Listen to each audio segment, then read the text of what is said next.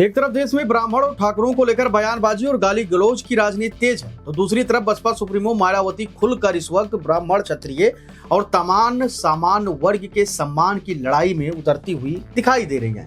जहां चंद्रशेखर आजाद ब्राह्मणों को दलितों का सबसे बड़ा दुश्मन बताते हैं, अखिलेश यादव पीडीए की राजनीति को आगे बढ़ा रहे हैं और बीजेपी पर समान वर्ग में नाराजगी बढ़ाने का आरोप लग रहे हैं, तो वहीं दूसरी तरफ मायावती ने 2007 वाले सोशल इंजीनियरिंग फार्मूले की याद दिलाते हुए सवर्ण समाज के लिए पार्टी के दरवाजे खोल दिए हैं। सवाल उठने लगा है कि क्या हाथी एक बार फिर हाथी नहीं गणेश है ब्रह्मा विष्णु महेश के नारे के साथ यूपी की राजनीति में बड़ा धमाका करने जा रहा है। उत्तर प्रदेश की राजनीति में हमेशा से कहा जाता रहा है कि ब्राह्मण और ठाकुर जिस पार्टी के साथ मजबूती से खड़े हो जाएं, उसका चुनावी पलड़ा भारी हो जाता है। इस बात को सभी राजनीतिक दल अच्छी तरह समझते भी हैं। ऐसे में बसपा सुप्रीमो मायावती ने एक बड़ा दांव चला है, खासकर उत्तर प्रदेश की राजनीति में।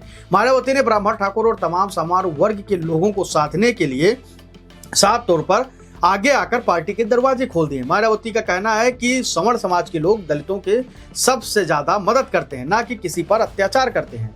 उनके संदेश के बाद यूपी की राजनीति गर्मा गई है। राजनीतिक गलियारों में 2007 के उस नारे की चर्चा फिर से होने लगी है, हाथी नहीं गणेश हैं, ब्रह्मा विष्णु महेश हैं। एक तरफ चंद्रशेखर आजाद की राजनीति ब्राह्मणों को दलितों का सबसे बड़ा विरोधी बताने पर केंद्रित दिखाई देती है।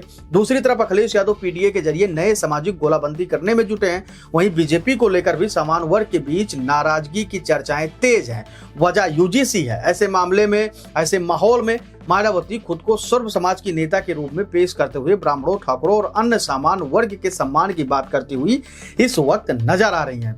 अब सबसे बड़ा सवाल यही है कि अगर मायावती एक बार फिर दलित, ब्राह्मण और ठाकुरों का वही समीकरण खड़ा करने में कामयाब हो जाती हैं जिसने 2007 में बसपा को पूर्ण बहुमत दिलाया था, तो क्या 2027 में उत्तर प्रदेश की राजनीति में बड़ा उलटफेर देखने को मिलेगा या नहीं? आप अपनी राय हमको जरूर दीजिएगा और बताइएगा कि मायावती के इस दांव में कितना दम है। क्या बसपा 2007 का इतिहास दोहरा सकती है या फिर यूपी की राजनीति अब पूरी तरह बदल चुकी है? आप अपनी राय हमें कमेंट सेक्शन में जरूर दीजिएगा और बताइएगा कि जिस प्रकार से ब्राह्मणों और ठाकुरों के सम्मान में मायावती ने ये बात कही कि दलितों पर कभी सर्व समाज या सवर्ण समाज के लोगों ने अत्याचार नहीं किया, उसको लेकर आप क्या कुछ सोचते हैं? आप अपनी राय हमें कमेंट सेक्शन में जरूर दीजिएगा। धन्यवाद।